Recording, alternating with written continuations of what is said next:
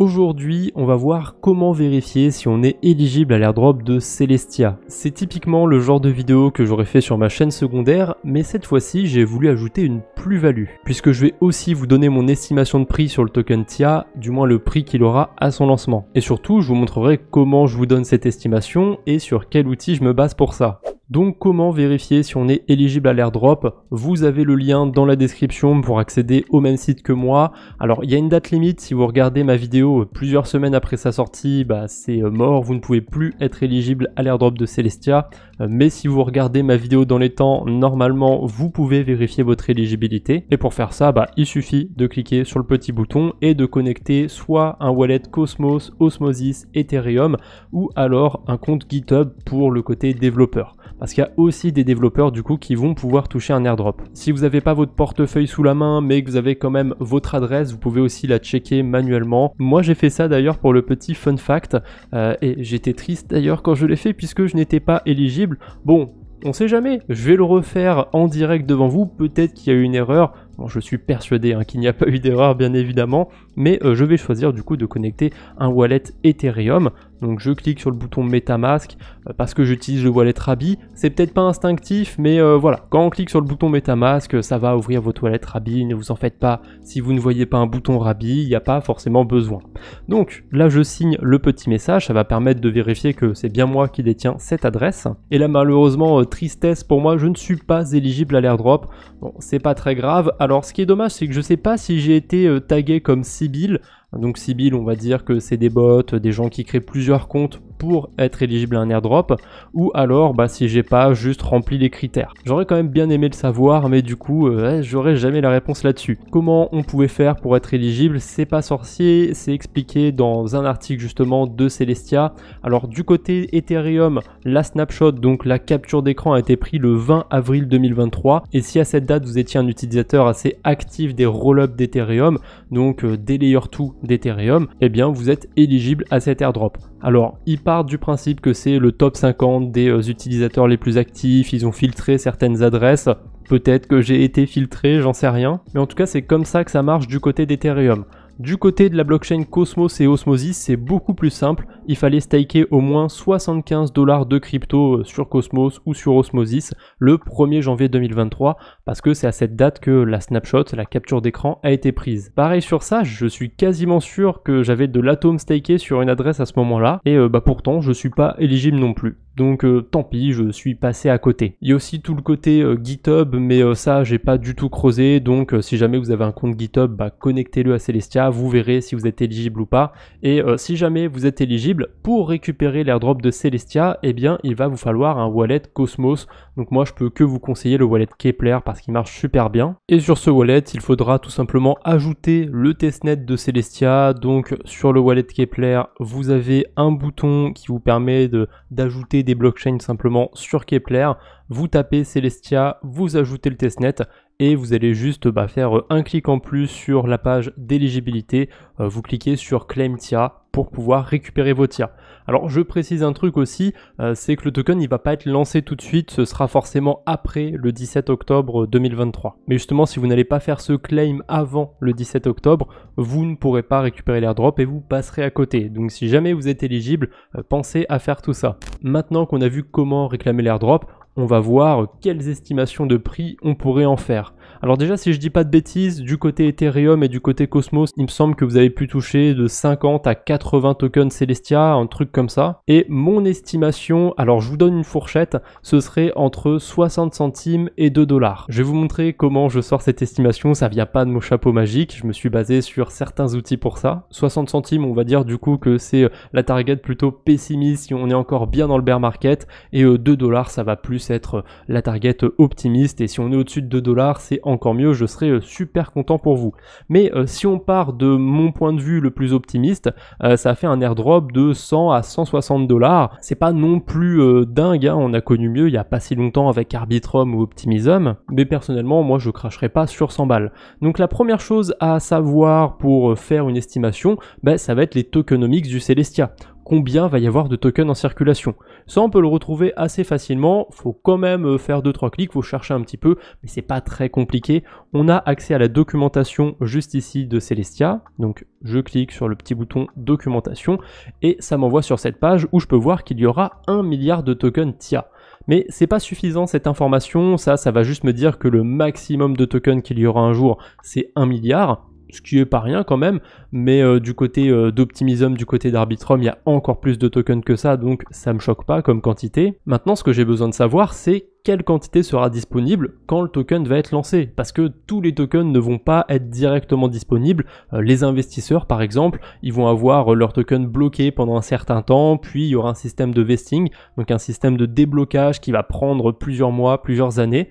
Ça du coup c'est important à savoir, parce que si je me base sur 1 milliard ou si je me base sur 10 millions de tokens, c'est pas du tout le même rapport de force. Avec 10 millions de tokens en circulation, le token TIA vaudra beaucoup plus cher. Avec 1 milliard, il vaudra forcément beaucoup moins cher. Donc pour avoir cette information, il suffit juste encore une fois de chercher un petit peu et en descendant, on peut avoir plus d'informations par rapport à la gouvernance, enfin au modèle de gouvernance décentralisée de Celestia. Ça m'intéresse, je clique dessus et boum, bingo, on voit la répartition du token Celestia, donc les investisseurs, ils auront tant, etc. Il y a tant qui est réservé à la recherche et développement. C'est surtout ça qui va être intéressant, l'allocation publique, on voit que c'est 20%. Mais il n'y aura pas 20% des tokens qui seront en circulation dès le début. En réalité, c'est 25%. Ça, on peut le trouver tout simplement en descendant un petit peu plus bas. Voilà, on a le graphique. On voit que d'ailleurs, pendant un an, il n'y aura pas de nouveaux tokens mis en circulation. Par contre, au bout d'un an, il y en aura 2 fois plus d'un coup. C'est quand même assez violent comme déblocage. On verra ce qui va se passer au bout d'un an du lancement du token, si ça va avoir un gros impact ou pas sur le cours du token.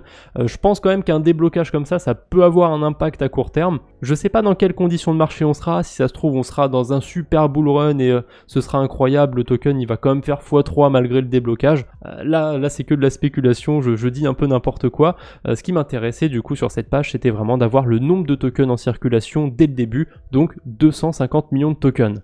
Mais ça c'est déjà un bon point d'information, mais c'est pas suffisant. Maintenant j'ai besoin de savoir si le projet a levé des fonds, combien ils ont levé de fonds, et encore mieux s'il y a déjà une pré-évaluation du projet. Et vous vous en doutez, il y a déjà une pré-évaluation de ce projet. Alors j'ai pas de source à cette pré-évaluation, en tout cas j'ai pas réussi à en trouver, donc c'est la seule source qui est sortie un petit peu de son chapeau magique, mais je trouve qu'elle est pas dégueulasse parce que vous voyez que Celestia ils ont levé 55 millions de dollars de fonds, et juste à côté la valeur qu'on voit c'est la pré-évaluation.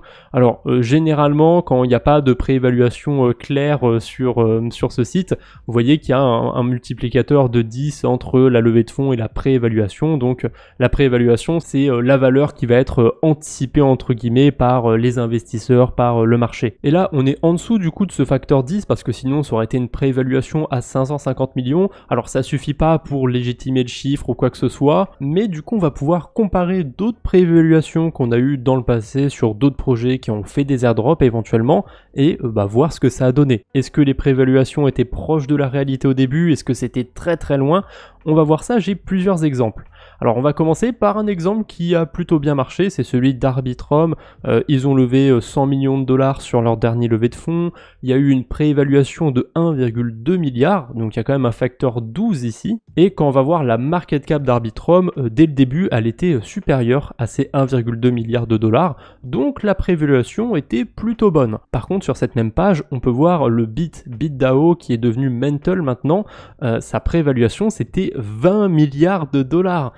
Si c'était autant, ce serait largement une crypto dans le top 10. Or, Mental, BitDAO, c'est pas dans le top 10 du tout et ça ne l'a jamais été. On peut voir qu'au mieux, ça a été un petit peu au-dessus d'1 milliard de dollars. Alors, on n'a pas les données de la market cap du côté de CoinGecko sur les premiers mois, mais c'est pas très grave, ça change pas grand-chose puisque tout simplement le bit de BitDAO n'a jamais été dans le top 10. Donc, c'est sûr qu'il n'a jamais eu 20 milliards de capitalisation. Encore un autre exemple avec Axelar, vous voyez que là il y a encore un écart monstrueux, on passe de 50 millions de fonds levés à 1 milliard de préévaluation. Là on a un facteur 20, et évidemment Axelar il a jamais été proche du milliard de capitalisation, on voit qu'on est plus autour des 129 millions, ce qui est pas trop mal honnêtement, c'est déjà pas mal hein, pour un projet crypto, mais ouais, on est loin de ce qui était attendu et surtout au début en fait du lancement du token. Voilà, la valeur la plus éloignée que je peux avoir de la market cap, c'était quand même 45 millions de dollars. Et allez, un petit dernier pour le fun, on a Sui aussi, ils ont levé quand même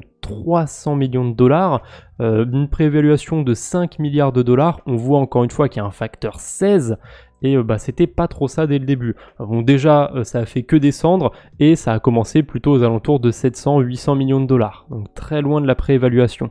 Maintenant, voir une préévaluation qui a un facteur de 5 seulement, bon, c'est quand même déjà pas mal, mais ça me fait relativiser, je me dis qu'ils sont loin des facteurs 20, des facteurs 16 qu'il y a eu sur d'autres projets, donc ils ont un petit peu plus les pieds sur terre par rapport à ça. Alors bien évidemment, je veux pas essayer de faire un raisonnement en vous montrant des exemples qui sont différents de TIA qui ont foiré.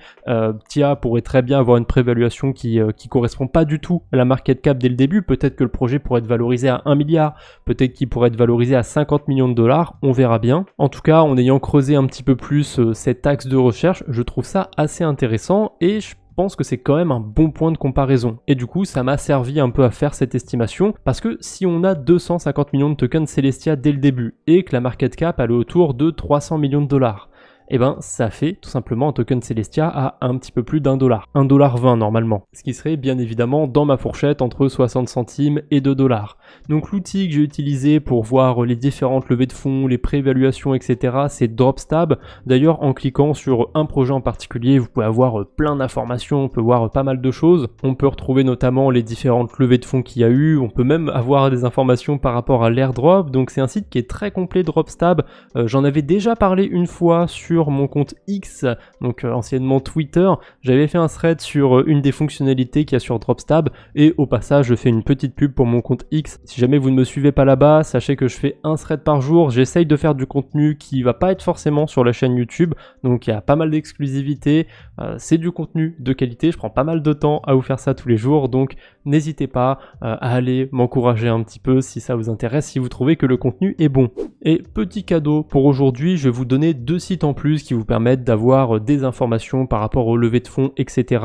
Un site que j'avais déjà passé en vidéo, je m'en souviens, je l'avais passé sur la vidéo autour de Sand et Snoop Dogg qui avaient investi sur un projet. Ce site du coup c'est Crypto Fundraising, ça vous permet d'avoir plein d'informations par rapport aux derniers levées de fonds qu'il y a eu. Vous pouvez aussi chercher un projet en particulier et avoir des informations dessus. Voilà, je peux par exemple aller sur Arbitrum et avoir plus d'informations, combien il y a eu de levées de fonds, qui était sur les levées de fonds. Ceux qui ont fait des levées de fonds, je peux carrément aller dessus et voir sur quel projet ils ont levé des fonds. Cet outil est vraiment pas mal pour les chasseurs d'airdrop, c'est intéressant de voir les projets qui lèvent des fonds, qui sont derrière, s'il y a des gros noms à la table, etc. Donc si ça vous intéresse, vous pouvez le retrouver dans la description. Et comme c'est très important d'avoir plusieurs sources, j'ai aussi DeFi Lama qui me répertorie les différentes levées de fonds. J'avais fait carrément un tutoriel complet sur DeFi Lama où je vous avais montré toutes les meilleures fonctionnalités du site et je m'étais attardé un petit peu sur les levées de fonds. On peut les retrouver juste ici dans l'onglet Raises. Pas très sûr de l'avoir bien prononcé, mais c'est pas grave. Et là voilà, on peut retrouver les dernières levées de fonds. On peut encore une fois faire des recherches. Si je tape Arbitrum, je trouve rien. Tout simplement sur DeFi Lama, c'est répertorié par le nom de l'entreprise derrière Arbitrum, donc c'est Off-Chain Labs. Voilà, là j'ai retrouvé les levées de fonds d'Arbitrum. Bien évidemment, je vous garantis pas que le token TIA sera entre 60 centimes et 2 dollars, mais c'est quand même l'estimation que je peux faire, et au moins vous savez maintenant que je le sors pas de mon chapeau magique, je me suis quand même aidé de certains outils pour ça. Si jamais cette vidéo vous a plu, n'hésitez pas à laisser un like sous cette dernière, à vous abonner pour ne pas rater les futures vidéos. Je vous embête pas plus pour aujourd'hui, on se retrouve bientôt j'espère, d'ici là portez-vous bien, salut tout le monde.